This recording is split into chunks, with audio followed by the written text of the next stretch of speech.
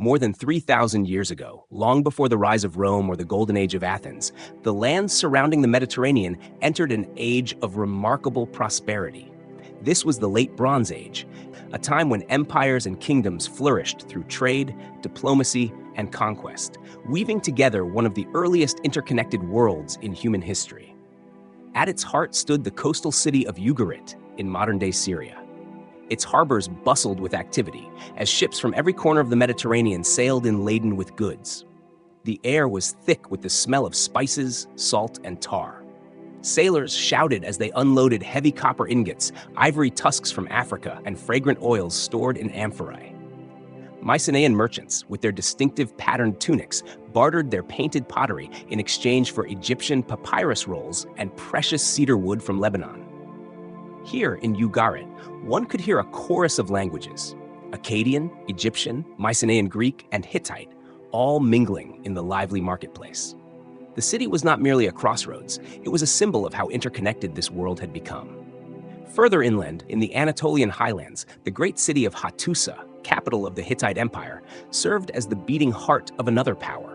Behind its massive stone walls and through monumental gates crowned with carved lions and sphinxes, scribes worked tirelessly to preserve order. In dimly lit archives, clay tablets were pressed with cuneiform script, recording treaties, laws, and trade agreements. Written in Akkadian, the diplomatic language of the age, these texts reveal an international community bound not only by trade, but also by words and promises. Alliances stretched across hundreds of miles, binding the Hittites to Egypt, Babylon, and beyond. The empire's might rested not only in its war chariots, but in its ability to negotiate, to inscribe peace as well as war into the clay that has outlasted its palaces. But power was not forged by diplomacy alone. In smoky workshops scattered across the ancient world, smiths worked in sweltering heat, pouring molten metal into molds. The alchemy of copper and tin created bronze, the alloy that defined an era. With it, men fashioned swords sharper and stronger than anything stone could yield. Farmers wielded bronze sickles to reap golden harvests. Craftsmen shaped ornaments and jewelry, gleaming with the brilliance of their age. The clang of hammer against anvil echoed through the halls of Mycenaean palaces and Hittite strongholds, reminders that technology was as much a weapon of empire as armies themselves. The tin that gave bronze its strength was rare, found in distant mountains in Afghanistan, or perhaps even in the misty isles of Britain. Caravans of traders trudged across deserts and mountain passes, their donkeys and camels laden with ingots. Each journey was perilous, threatened by bandits, storms, and famine, yet the rewards were immense. Every load of tin meant more swords for armies, more tools for farmers, more ornaments for kings. Without these caravans, the lifeblood of the Bronze Age would have run dry. They were the invisible arteries of a vast and fragile system. Across the sea, in Greece, the citadel of Mycenae stood as a fortress of stone and ambition. Its cyclopean walls loomed over the landscape, so immense that later generations believed only giants could have built them.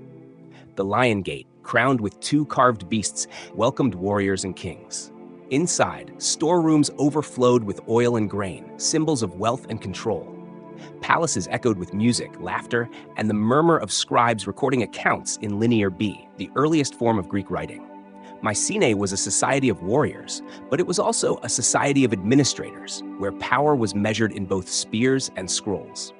Beyond the walls of cities, farmers bent over golden fields of wheat, their bronze sickles flashing in the sunlight. Oxen pulled carts heavy with sheaves, while women balanced baskets of grain upon their shoulders. Children laughed as they ran between stalks taller than themselves, unaware that their labor fed armies and kings. The abundance of the land was the true foundation of empire. Without it, no palace could stand, no chariot could roll. Year after year, the harvests came, sustaining millions and creating the illusion that prosperity would last forever. Farther south, Egypt shone in glory under the rule of its pharaohs. In grand halls adorned with towering columns covered in hieroglyphs, foreign envoys bowed low before the living god of the Nile. They brought tribute: gold from Nubia, horses from Anatolia, ivory from Africa, and exotic garments from far-off lands.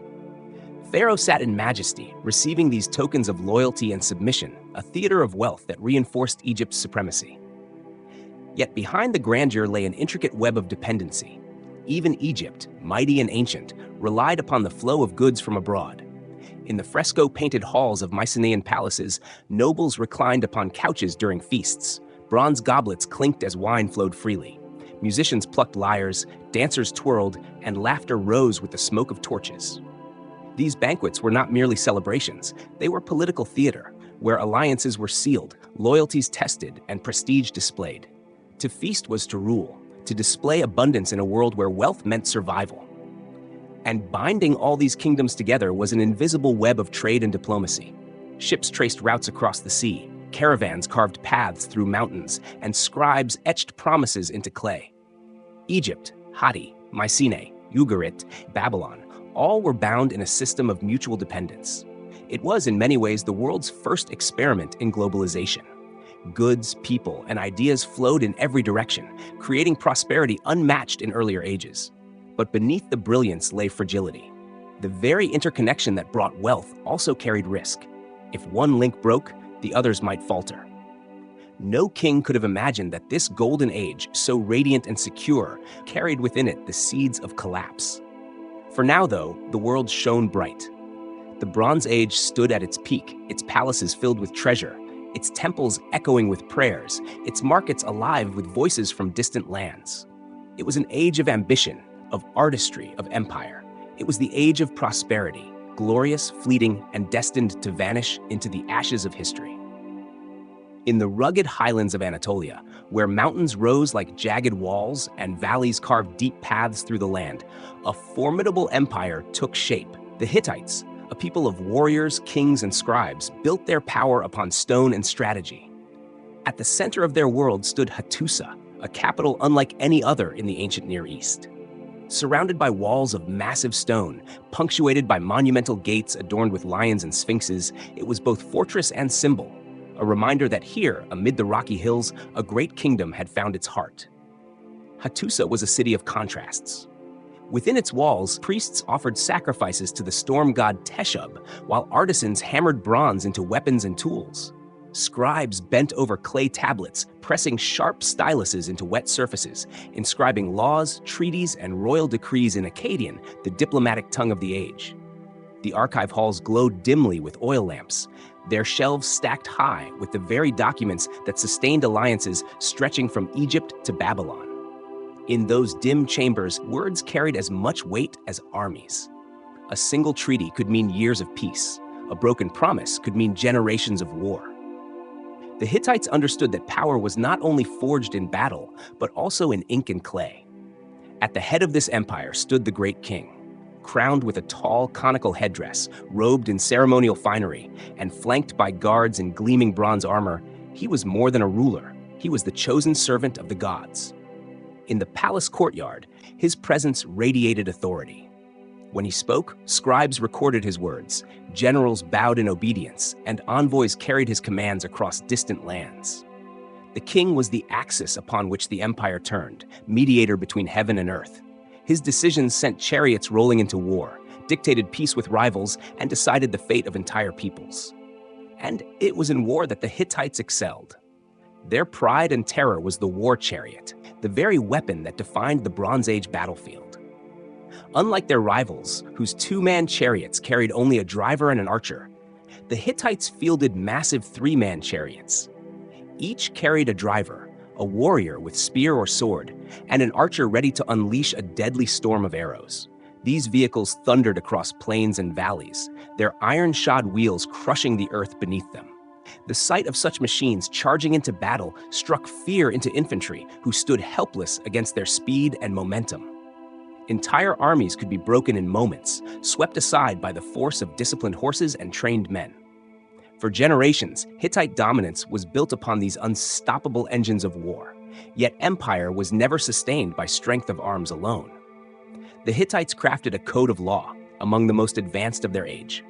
Carved into clay tablets, these laws did not always demand harsh punishment. Instead, they often emphasized compensation, restitution over retribution. Theft might require repayment, not death. Disputes over land or marriage could be resolved through negotiation and fines. This emphasis on stability reveals a people who understood that survival depended not only on conquest but on fairness. In the fragile balance of their society, justice was as essential as steel. Visitors to Hattusa entered beneath the eyes of stone beasts. The Lion Gate, flanked by massive carvings, did more than guard the city. Its roaring lions proclaimed the strength of the empire and its divine protection. Each step through that threshold carried a message. Here stood a people unyielding, their strength rooted in both gods and kings.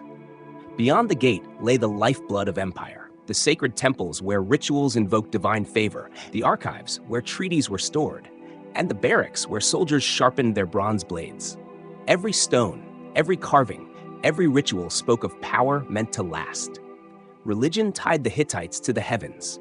Priests in white linen robes poured wine and grain upon altars, incense curling into the air as offerings to the storm god Teshub and the goddess Ishtar, bringer of love and war.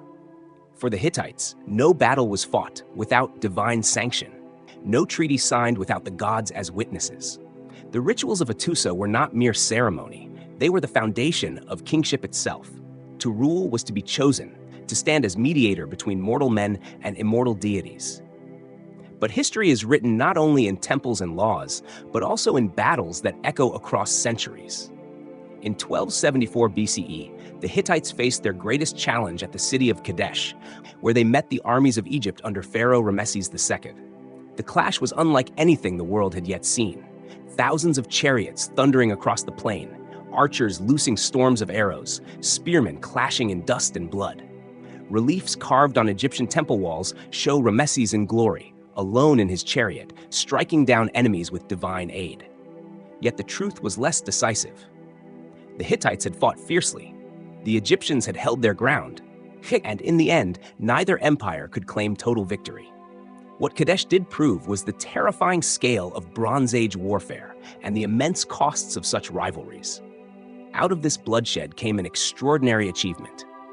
Recognizing the futility of endless war, the Hittites and Egyptians turned to diplomacy. From the ruins of Kadesh emerged one of humanity's first written peace treaties. Inscribed on clay tablets and etched onto temple walls, it declared that neither kingdom would wage war upon the other, that they would stand as allies against common enemies. In its lines, we hear the birth of diplomacy, an acknowledgement that survival sometimes depended not on conquest, but on compromise. For a time, the sword gave way to the pen, and peace stood as mighty as any fortress. Yet even treaties could not shield the Hittites forever. By the dawn of the 12th century BCE, shadows gathered around Hattusa. The mighty walls cracked, temples fell silent, and archives were abandoned. Whether undone by famine, invasion, or rebellion, the city's grandeur ended in smoke and ruin. The once great empire that had rivaled Egypt and commanded the Near East vanished almost overnight. Grass grew through broken stones, and the carved lions of the gates stared out over empty streets. The Hittites, who had ruled through strength, law, and diplomacy, became whispers in the earth. But their legacy endured. In the ruins of their archives, archaeologists uncovered the treaties, the laws, and the myths they preserved. In their chariots, we see the evolution of war. In their diplomacy, we glimpse the first experiments in international order. The Hittites of Anatolia, fierce and complex, remind us that even the mightiest empires can fall, but the echoes of their world continue to shape ours. In the rocky hills of Greece, where the land met the sea in rugged cliffs and fertile plains, rose one of the most formidable warrior societies of the Bronze Age. This was the world of the Mycenaeans, a people whose citadels and armies would dominate the Aegean for centuries, leaving behind legends that later gave birth to the epics of Homer. Their story is written not only in stone and gold, but in fire and ruin, as a civilization that shone brightly before fading into silence. At the heart of this world stood the citadel of Mycenae itself. Behind its cyclopean walls, vast blocks of stone so large that later generations believed only giants could have lifted them, kings ruled over a society built on conquest, trade, and power. The Lion Gate, carved with two majestic beasts, stood as a symbol of authority and protection. Beyond it lay storerooms filled with grain and oil, workshops ringing with the sound of hammer and chisel, and palaces painted with frescoes that told stories of war, hunting, and the sea. Mycenae was not simply a fortress, it was a kingdom that projected its power far beyond its walls. The warriors of Mycenae were its pride and lifeblood. Clad in bronze armor, wielding long spears and carrying figure-8 shields, they marched in disciplined ranks. Upon their heads sat helmets made from the tusks of wild boars, stitched together into protective crests that marked them as elite. To face such men in battle was to face not only steel, but a culture that glorified war. Their weapons, long stabbing swords, bronze daggers, and bows, spoke of a people who lived by the sword and measured their honor in victory. When Mycenaean armies marched, the ground shook with the sound of bronze striking bronze. Yet Mycenaean power was not found only in life, but also in death. Beneath the citadel lay shaft graves and tholos tombs, burial chambers carved into the earth and hillsides. Here the dead were interred with treasures meant to accompany them into eternity. Gold masks, famously including the so-called Mask of Agamemnon, covered the faces of kings. Beside them lay swords with inlaid hilts, jewelry of exquisite design, and ornaments that glittered in torchlight. These burials proclaimed to the living that power endured beyond the grave, that rulers sought immortality not only through deeds, but through the wealth buried at their side. The walls of Mycenaean palaces were alive with color. Frescoes depicted warriors in procession, hunters chasing lions, dolphins swimming in blue seas, and spirals, symbols of eternity. These were not idle decorations, but bold statements of identity. They proclaimed Mycenae as a people of the sea, of war, and of divine order. In their artistry, we see a culture both practical and ambitious, combining beauty with the harsh realities of a world where survival demanded strength. In smoky workshops, smiths transformed raw metal into weapons of power. Bronze swords, longer and stronger than those of rivals, gave the Mycenaeans an edge in combat. Sparks flew as hammers rang against glowing blades, the heat of the forge shaping the fate of armies. Each weapon was more than a tool. It was a symbol of loyalty and service, passed from the hands of smiths to those of warriors sworn to defend their king. Here, in the rhythm of hammer and fire, the destiny of battles was forged. But the Mycenaeans were not confined to their fortresses. They were masters of the sea, their ships slicing through the Aegean waves. With square sails and rows of oars, their fleets carried both goods and warriors across the waters.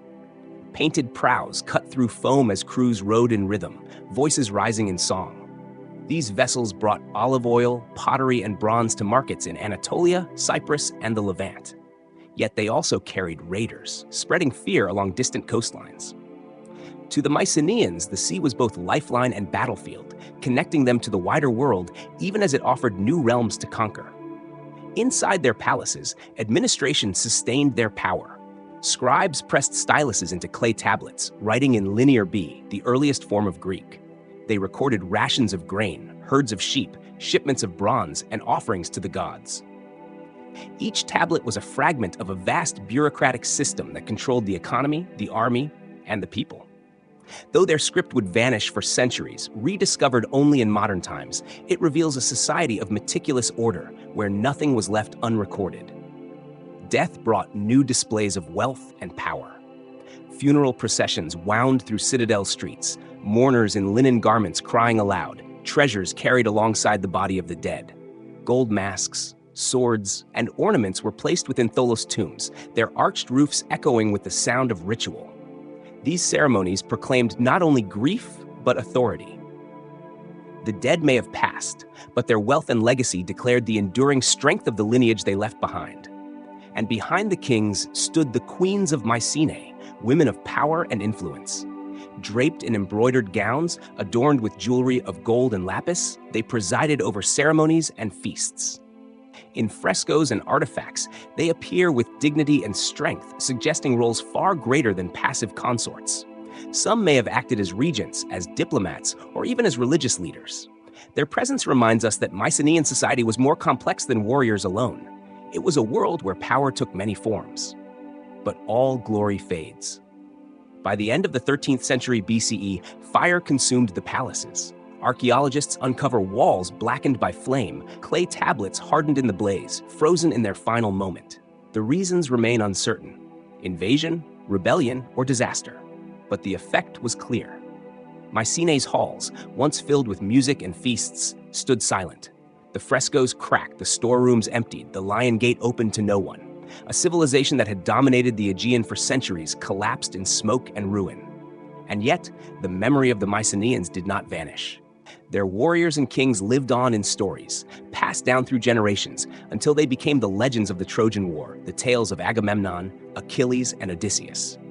Though their palaces fell, their legacy survived in epic poetry, in myths that still resonate across the world. The Mycenaeans remind us that even when stone crumbles and fire destroys, the human spirit finds ways to endure, transformed into story, memory, and song. Along the timeless Nile, where fields of grain met the endless desert, Egypt stood as a beacon of stability. While empires rose and fell in Anatolia and Greece, the land of the pharaohs seemed eternal, its temples carved in stone, its rituals woven into the fabric of daily life. Yet by the late 13th century BCE, even Egypt, the world's most enduring kingdom, felt the tremors of change. Its golden glow still shone, but behind the brilliance lay shadows that could not be ignored. In Thebes, the mortuary temple of Ramesses III rose like a fortress of memory. Known today as Medinet Habu, its massive walls and towering columns were covered with reliefs that immortalized Pharaoh's victories. Here the king appeared larger than life, bow drawn, chariot racing forward, enemies crushed beneath his wheels. These images were more than decoration. They were propaganda carved in stone, reminders to Egypt's people that their king was a living god, protector of Ma'at, the sacred order of the world. Visitors to the temple walked among reliefs showing fleets of enemy ships destroyed, warriors bound in chains, and the pharaoh triumphant. It was a vision of power meant to endure for eternity. Ramesses III, often called the last great warrior pharaoh, embodied this vision. In battle scenes carved on the temple walls, he rides his golden chariot across the sands, bow drawn, arrows piercing the ranks of foreign invaders. His soldiers march behind him, disciplined and loyal, their bronze shields gleaming in the sun. The banners of Horus and Ra fly high, symbols that the gods themselves guided Egypt into war. For the people of Egypt, these depictions were not fantasy, but truth. Pharaoh was their shield, standing between them and the chaos that threatened from beyond. Yet that chaos was very real. Along the delta, Egyptian archers lined the riverbanks, their wicker shields planted in the mud, their bows strung tight. They waited silently in the reeds, eyes scanning the horizon, where sails appeared in the distance. It was the sea peoples, fierce migrants and warriors, whose ships swept across the Mediterranean. The reliefs at Medinet Habu show them in detail. Horned and feathered helmets, swords in hand, families packed aboard their ships. They were not a single nation, but a confederation, a tide of humanity pressing against Egypt's shores. And here, in the marshes of the Delta, they met their match. The battle was fierce. Egyptian galleys clashed with the ships of the invaders, ramming and splintering them upon the waves. Arrows rained down from archers along the banks, striking the crowded decks of the sea peoples. Warriors leapt from vessel to vessel, fighting hand to hand as the Nile churned with blood and wreckage. On the temple walls, this chaos was captured forever. Ships locked in combat, warriors struggling in the water, the pharaoh overseeing victory from his chariot. The message was clear. Egypt had stood firm. Egypt had triumphed. In the aftermath, prisoners were led in chains before Pharaoh. They knelt, bound and broken, while scribes recorded their names and numbers on tablets. Officials stood by as Ramesses received the defeated, proof that Egypt remained strong against the storm. Yet behind this image of triumph, a harsher reality lurked. Victory had come at a cost. Egypt had survived, but only barely. Its resources were strained, its armies exhausted, its people weary. Even as Pharaoh celebrated, the empire's strength was slipping through his fingers. Nowhere was this fragility clearer than in the village of Deir el-Medina, home to the artisans who carved the tombs of the kings. Here, for the first time in recorded history, workers laid down their tools and went on strike. Their wages of grain had gone unpaid, granaries stood empty, and hunger gnawed at their families. They marched to the temples and demanded food, their voices echoing in the desert air. This strike, preserved in records, shows that even in the land of the gods, ordinary people were no longer silent. Egypt's grandeur depended on their labor, and when their stomachs were empty, no temple could rise. Still, the artisans continued their work when they could. In the cool chambers of the Valley of the Kings, torchlight flickered as chisels carved hieroglyphs into stone. Brushes painted gods in vivid reds and blues, scenes of the afterlife that promised eternity to those entombed within. These craftsmen signed their art, proud of their skills even as the world outside faltered. Their creations endure, their colors still visible after more than 3,000 years, proof that beauty can flourish even in times of decline. But hunger and hardship pressed harder. Granaries became as precious as treasure houses. Soldiers stood guard before wicker silos filled with grain, their spears gleaming as villagers pleaded for rations. For centuries, the Nile's floods had sustained Egypt, bringing fertile silt to the fields. Now the floods grew erratic, the harvests uncertain. Without food, temples and armies could not stand. Grain riots broke out, whispers of unrest spreading through the land. Even Pharaoh's power, carved in stone, could not fill empty bellies. Still, the image of divine order was maintained. At Medinet Habu, reliefs show the gods Amun, Ra, and Horus blessing Pharaoh with the ankh of life and the scepter of power. They extend their hands to Rameses, bestowing legitimacy upon his rule. To the weary people, these carvings were reminders that the gods still watched over Egypt, that the king's authority was sacred. Yet the truth was far more fragile. The gods endured in stone, but in the fields and villages, the people struggled against hunger, fatigue, and uncertainty. In the end, Egypt endured where others did not. The Hittites vanished from Anatolia, their cities abandoned. Mycenaean palaces in Greece fell to fire and ruin. Ugarit, once vibrant with trade, disappeared beneath ash. But Egypt remained. The Nile still flowed, and its temples still stood against the desert winds. Yet survival came at a price. The kingdom that had once been the unshakable power of the Near East was now diminished, drained by war and famine. Pharaohs continued to reign, but their reach was shorter, their glory less radiant. The golden glow of Egypt's new kingdom faded into twilight. Temples echoed with prayers, but the certainty of eternity was gone. Egypt had survived, yes, but survival was not the same as triumph. As the 12th century BCE dawned, the world of the Bronze Age began to crumble all around it. Egypt's glow was the last light on the horizon of a collapsing age. In the twilight of the 13th century BCE, as empires strained under famine, earthquakes, and unrest, a new menace rose from the sea. Ancient records speak of them with fear and mystery. The Sea Peoples. They were not a single nation, but a confederation of tribes and clans, uprooted from their homelands and driven by desperation across the Mediterranean. Their ships appeared on the horizon like dark omens, their sails swollen with wind, their prows painted with fierce designs. To the kingdoms that watched them approach, they seemed less like refugees and more like a storm, unstoppable, merciless, and destined to reshape the world. The Sea Peoples were unlike any force the ancient world had known. They did not come merely as raiders, striking and then vanishing back into the sea. They came as whole communities on the move. Warriors marched with swords and spears, but behind them trailed carts pulled by oxen, loaded with household goods, tools, and idols of the gods they carried with them. Women and children followed, weary but determined, their eyes set on new lands. This was migration and invasion bound together, a tide of humanity searching for survival. To those who faced them, however, they were conquerors. They took by force what could not be given, overwhelming coastlines that had thrived for centuries. Their appearance was as strange as their movement. Egyptian reliefs carved at Medinet Habu depict them vividly. Tall feathered crowns rising from helmets, great horns curling from the sides of others. Some wore tunics belted at the waist, while others fought nearly bare, their mismatched armor taken from many lands. Their shields were round, their swords long, their faces fierce. It was clear that they were not one people but many, perhaps from the Aegean, perhaps from Anatolia, perhaps from islands further west. United by hunger and desperation, they became a single force, a confederation of strangers who marched together into history. And wherever they landed, fire followed. Along the coasts of Anatolia and the Levant, once prosperous cities were reduced to ash. Archaeologists today uncover the evidence. Thick layers of destruction, buildings toppled, skeletons left unburied, arrowheads embedded in the ruins. At Ugarit, letters preserved in baked clay describe the panic of kings begging for aid as enemy ships drew near. Their pleas went unanswered.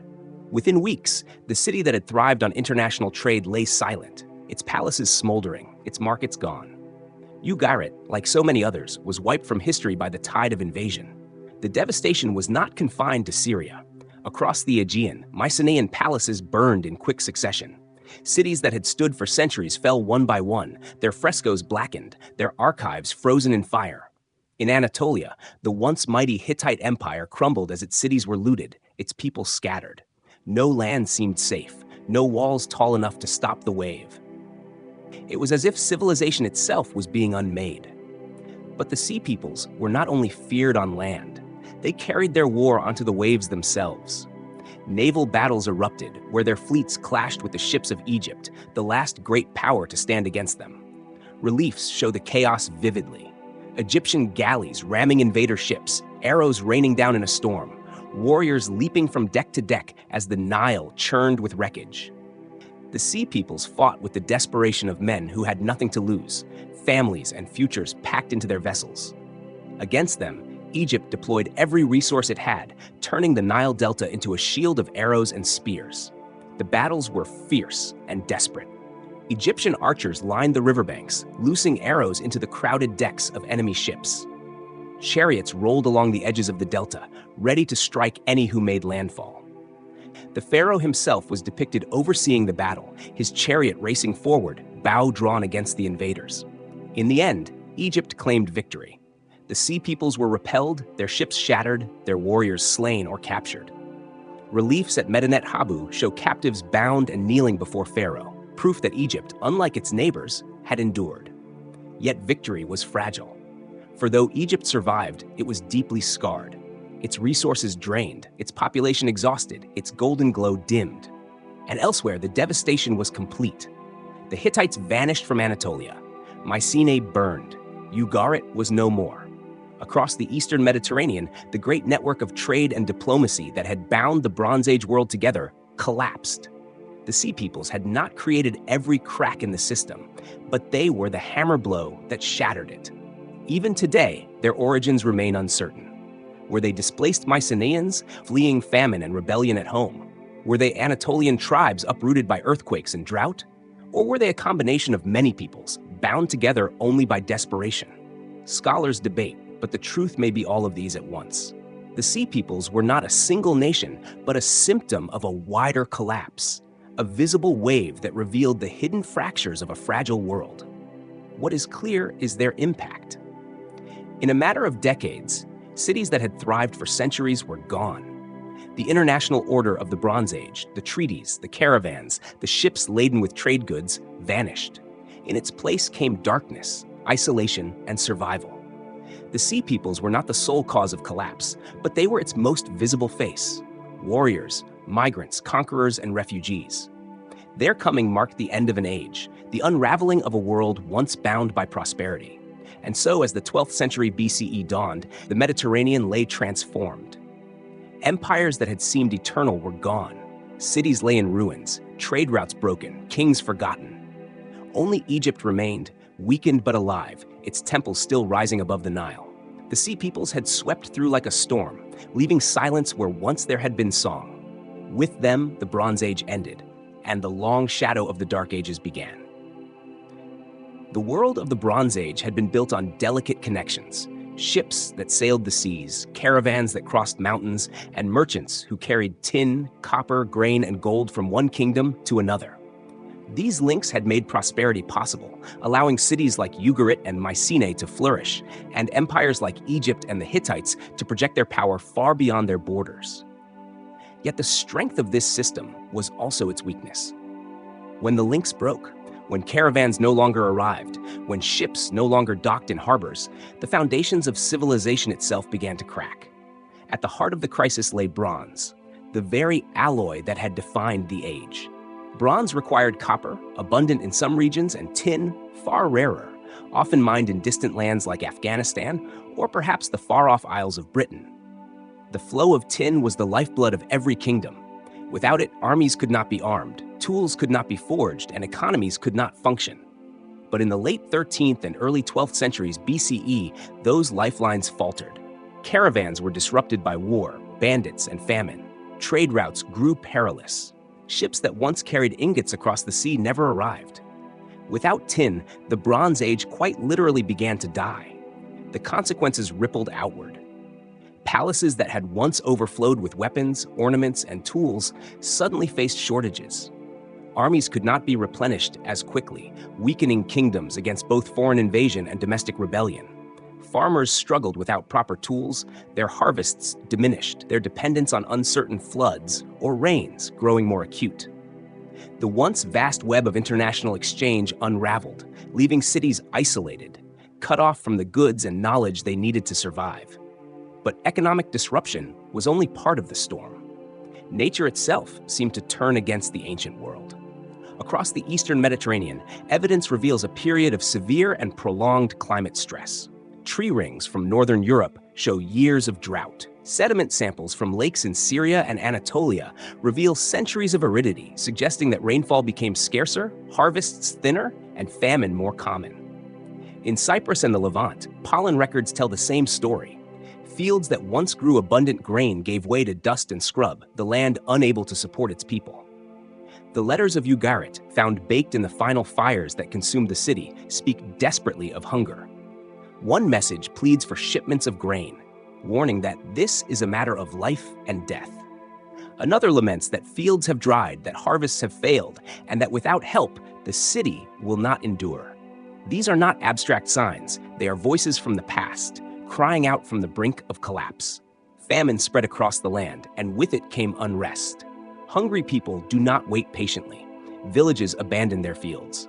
Farmers, unable to survive, took to the road, swelling the numbers of refugees and wanderers. These waves of displaced people likely fed into the ranks of the sea peoples, joining the tide of migrants who carried both their families and their weapons into new lands. What began as drought and hunger quickly became invasion and war. Earthquakes added to the chaos. Archaeologists have uncovered evidence of seismic destruction across the region during this time. Walls tumbled not from fire or sword, but from the shaking of the earth itself.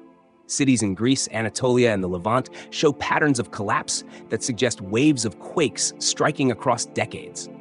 For societies already strained by famine and war, these disasters must have seemed like divine punishment, a reminder that even stone walls could not withstand the wrath of nature.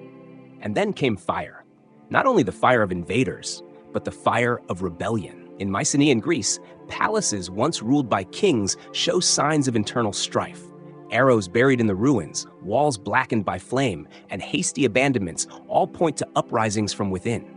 Some cities fell not to outsiders, but to their own people, tired of rulers who could no longer feed them or protect them. In Anatolia, similar signs appear. Towns abandoned, temples desecrated, a world unraveling not only from without, but from within. The collapse was not sudden, like a single battle lost. It was a chain reaction. Trade faltered, famine spread, migrations surged, earthquakes struck, rebellions rose, and foreign invasions compounded the crisis. Each blow weakened the system further, until what had once seemed unshakable was gone. The international order of the late Bronze Age, an order built on trade, diplomacy, and shared prosperity, collapsed in less than a century. For the people living through it, the experience must have been terrifying. One year, the harvest failed. The next, raiders appeared on the horizon. Then an earthquake shook the walls, or soldiers demanded grain that no longer existed. Temples that had promised divine order seemed powerless to stop the chaos. Kings who once ruled with absolute confidence found their palaces burned, their armies defeated, their people scattered. Entire generations grew up in a world where stability dissolved into uncertainty, where the old gods seemed silent. And yet, amid the collapse, survivors endured. Villages shrank, cities emptied, but people continued to farm, to fish, to trade on smaller scales. The great palaces were gone, but life found new rhythms. Out of the ashes of the Bronze Age would eventually rise new cultures. Smaller, less centralized, but resilient. The collapse was not the end of humanity, but the end of a world that had believed in its own permanence. The breaking of trade and the changing of climate remind us that civilization is always fragile. The Bronze Age had created a world of interconnected prosperity, but one of deep dependence. When the networks broke, when the rains failed, when nature shook the earth, even the mightiest empires fell. The lesson they leave behind is both sobering and timeless. No age, no matter how prosperous, is immune to the forces of nature and the fragility of human systems. Thus, the world entered its first great dark age. For centuries afterward, writing diminished, palaces crumbled, and memory faded. What remained were ruins, scattered artifacts, and whispers of gods and kings who once ruled in glory. The collapse of the Late Bronze Age was not a single story, but 1,000 smaller tragedies woven together. Of traders whose ships never arrived, of farmers who watched their fields turn to dust, of kings who saw their palaces fall to flames, and of families who walked away from their homes forever. It was the breaking of trade. It was the withering of harvests. It was the trembling of the earth. And it was the end of an age. The ancient world of the Late Bronze Age did not collapse from war and famine alone. Beneath the earth itself, forces stirred that shook kingdoms to their foundations. Across the Aegean, Anatolia, and the Levant, the ground trembled with violent earthquakes. Archaeologists now believe that in the 12th century BCE, a wave of seismic disasters, a so-called earthquake storm, struck the eastern Mediterranean. Walls cracked, palaces crumbled, and temples tumbled into ruin. For empires already weakened by drought, rebellion, and invasion, these quakes were the final blow, a reminder that even the strongest stones could fall when the earth turned against them. In city after city, the signs are unmistakable. At Tiryns in Greece, Cyclopean walls lay split apart, massive blocks thrown askew as though tossed by giants.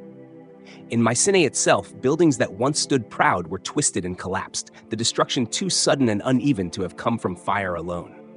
In Anatolia, the ruins of Hattusa show walls tumbled outward, not inward, as they would have in siege or battle. Along the Levantine coast, from Ugarit to Megiddo, archaeologists uncover evidence of sudden collapse, not gradual decline, with fallen stones and broken structures left abandoned.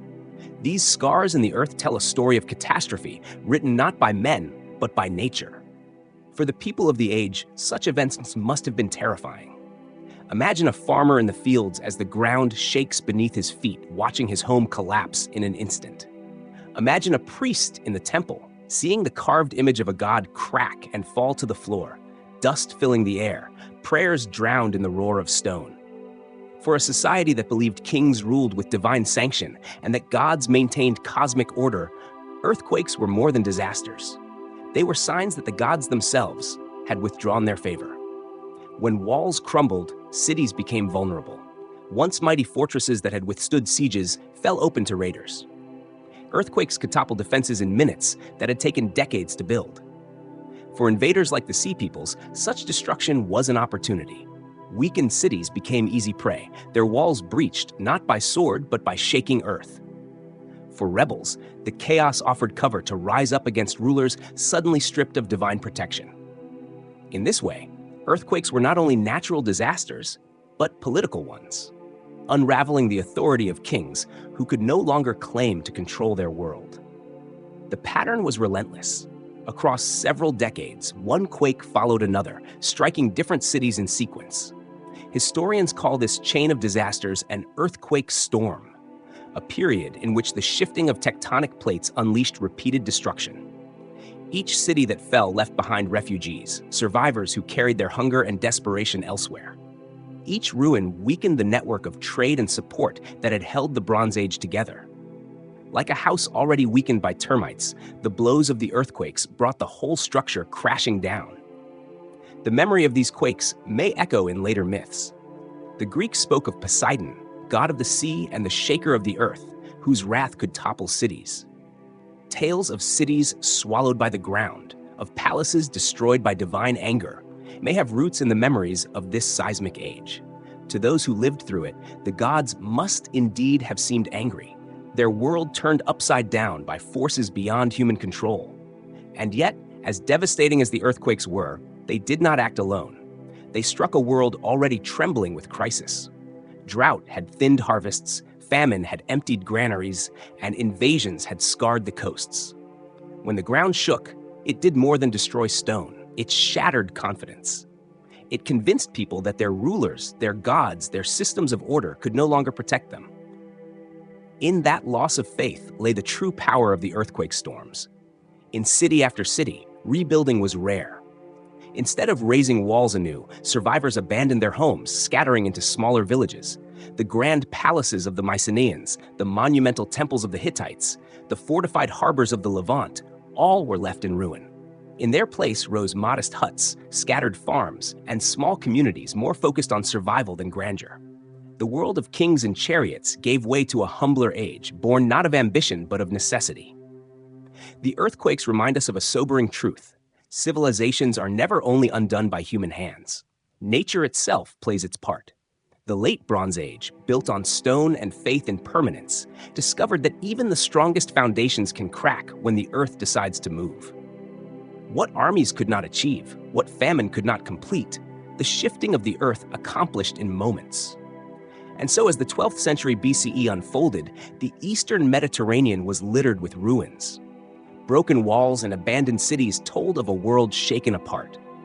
For generations afterward, the people who lived among those ruins must have looked upon them with awe and fear.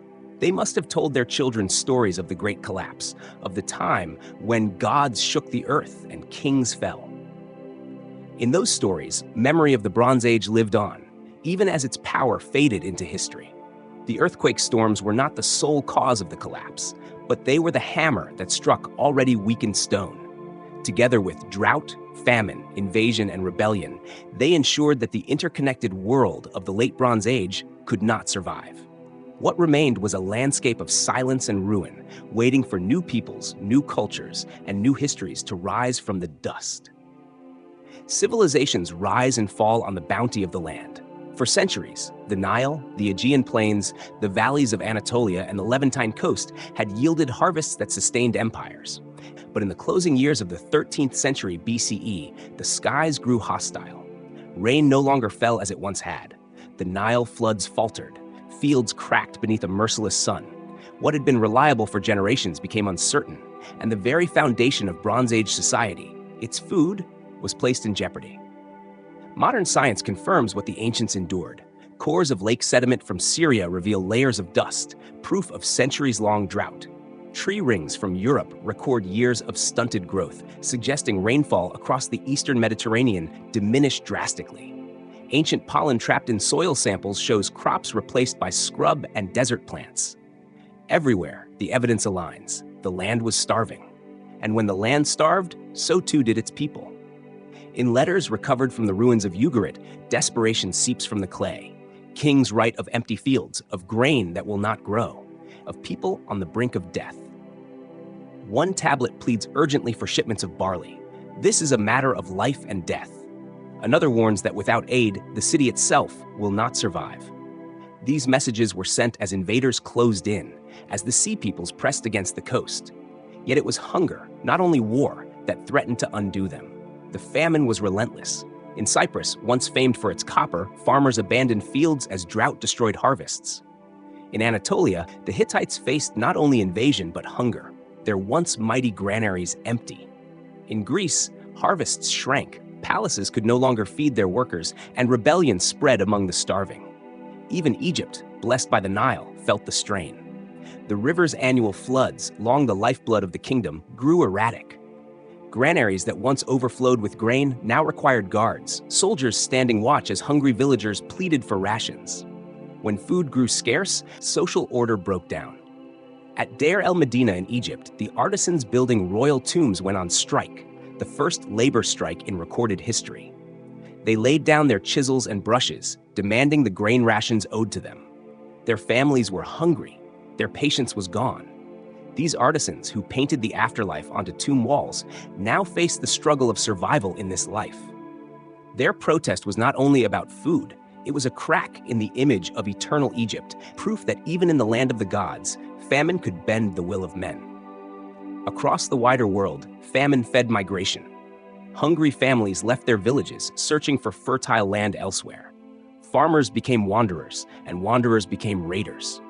This wave of displacement likely swelled the ranks of the sea peoples, transforming desperate peasants into desperate invaders. In this way, famine was not simply a silent killer. It was a force of movement, a pressure that reshaped the map of the Mediterranean. And famine bred violence. Hungry armies were not loyal armies. Hungry people were not obedient subjects. Rebellions flared within cities as rulers who could no longer provide bread lost their authority. In Mycenaean Greece, palaces burned, some by foreign hands, but many by their own people. Archaeological evidence suggests uprisings from within, ordinary citizens turning against kings who could no longer guarantee food. In Anatolia, too, towns show signs of destruction from below as famine pushed societies to the brink. In the imagination of the ancients, famine was not simply natural. It was divine punishment. Priests offered more sacrifices, libations of wine and incense poured onto altars, prayers whispered to gods who seemed silent.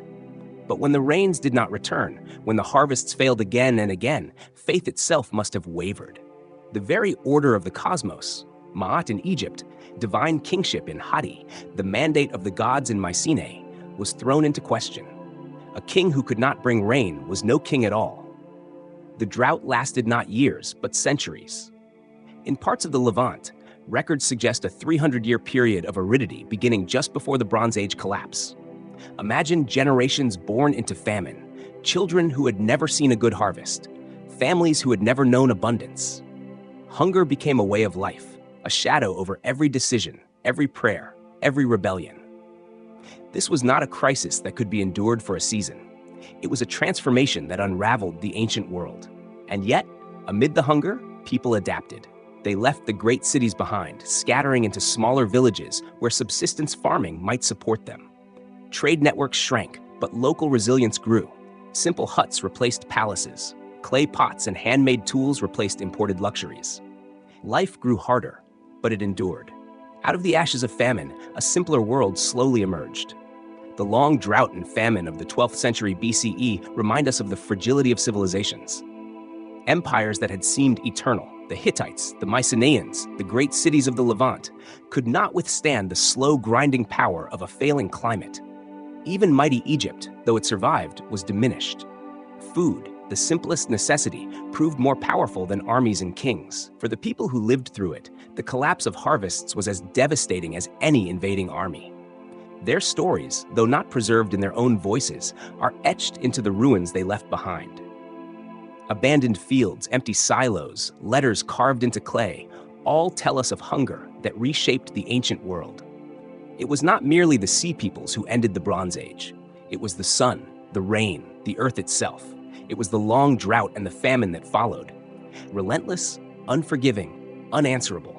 And it was this slow, grinding disaster that ensured the world of great palaces, of far-flung trade, of warrior kings and scribes could never return.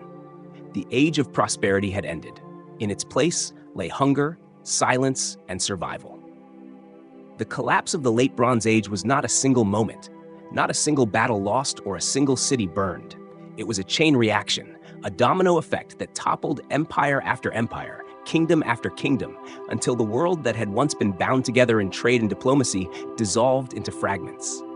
No one cause can explain it. Famine, invasions, earthquakes, rebellion, all struck together, each blow compounding the last. And so, in less than a century, the great powers of the Eastern Mediterranean fell, leaving ruins where once had been palaces and thrones. The first to fall were the Hittites. Their empire had stretched across Anatolia, from the Black Sea to Syria, their kings commanding armies of chariots and scribes, recording treaties that held the balance of power. But when famine struck and trade faltered, when earthquakes cracked their walls and the sea peoples pressed against their borders, the Hittites could not endure.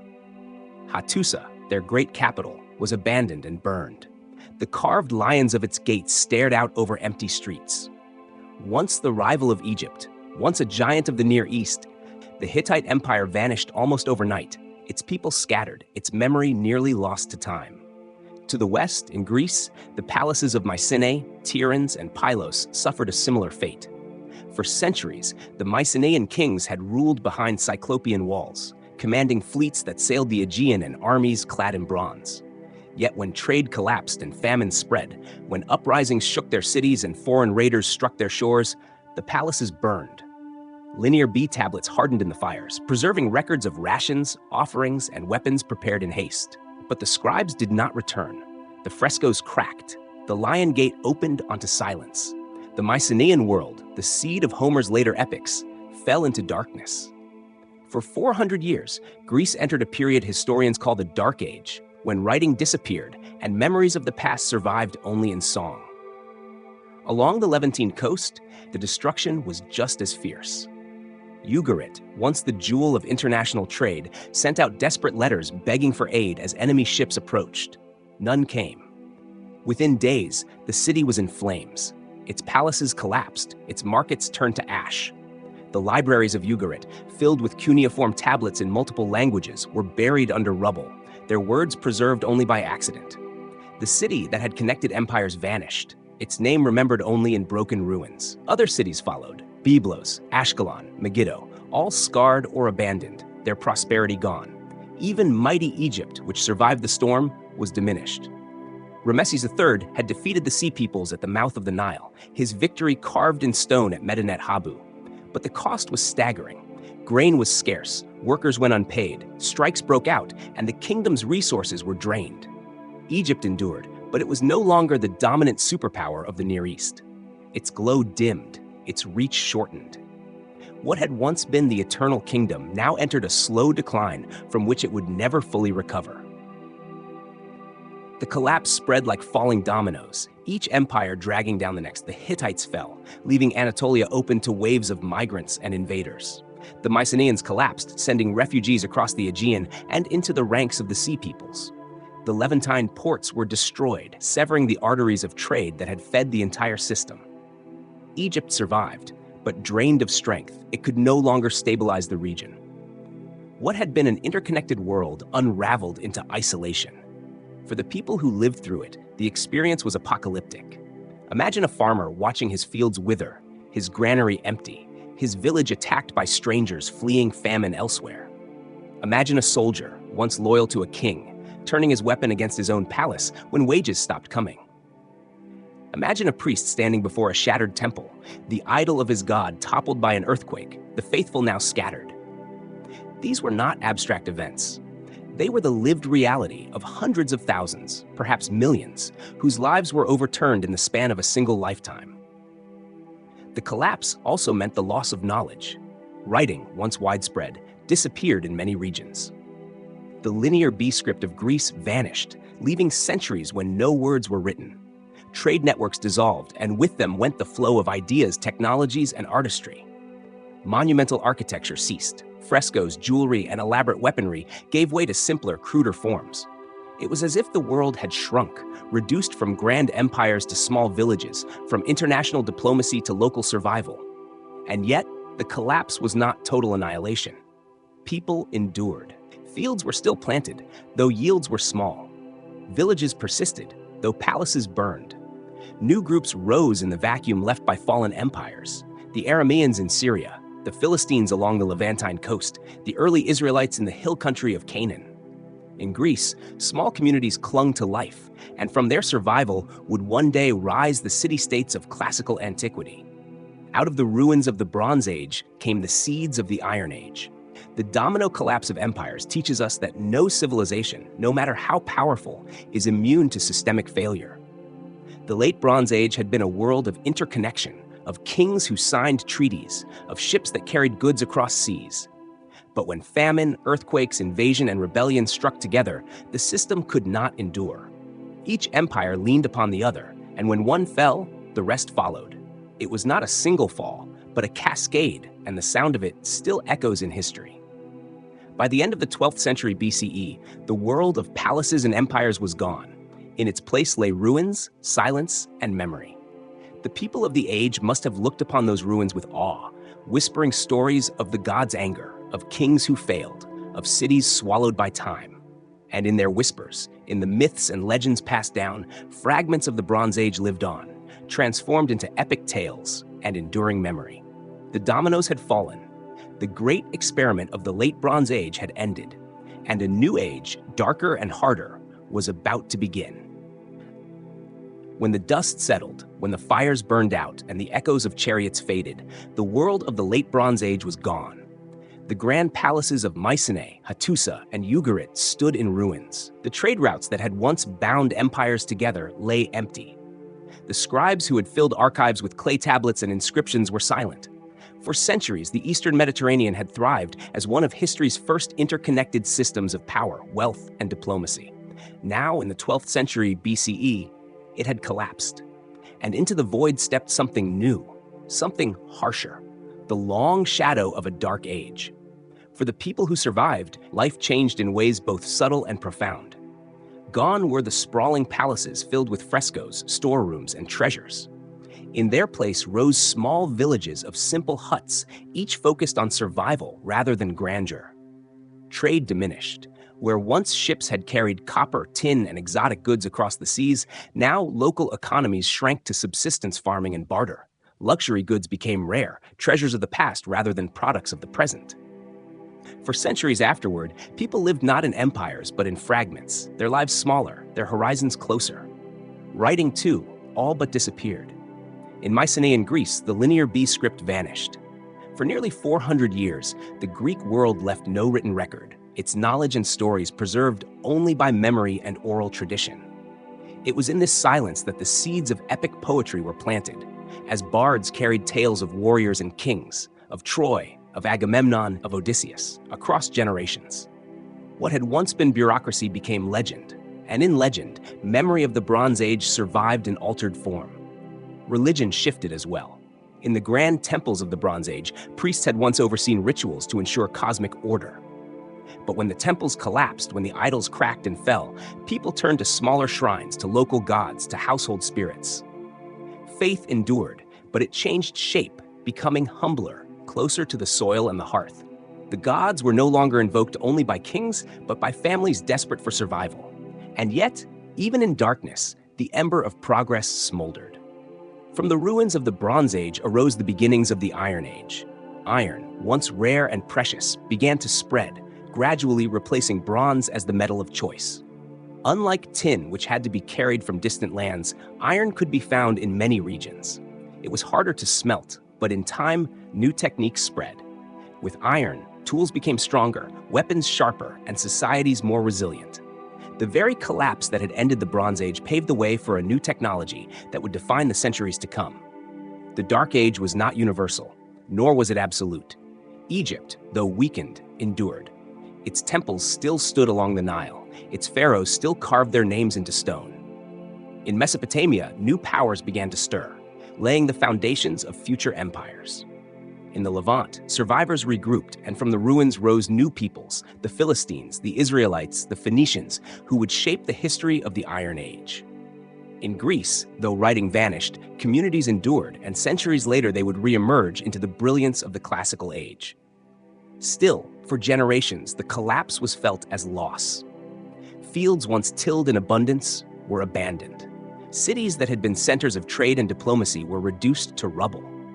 The world that had seemed permanent, that had believed itself eternal, had proven fragile. For those who lived through it, the memory must have been one of fear and mourning, of telling children about the great cities that once were, about the kings who once ruled, about the gods who seemed to have fallen silent.